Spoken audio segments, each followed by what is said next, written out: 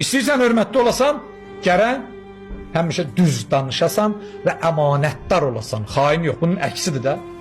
Hədisdə var, buyurur: "Ma ba'asallahu nəbiyyən illa bisidqil hədis və ədail əmanə."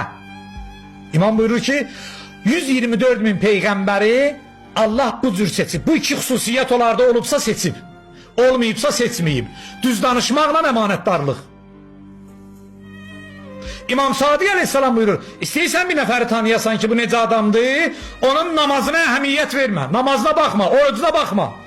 İmam Sadiq ağa deyir, ha. Niyə?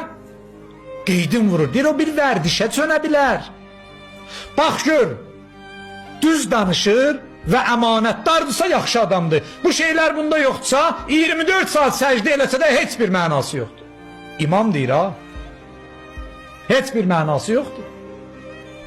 Bu şeylər insanı hörmətli eləyər.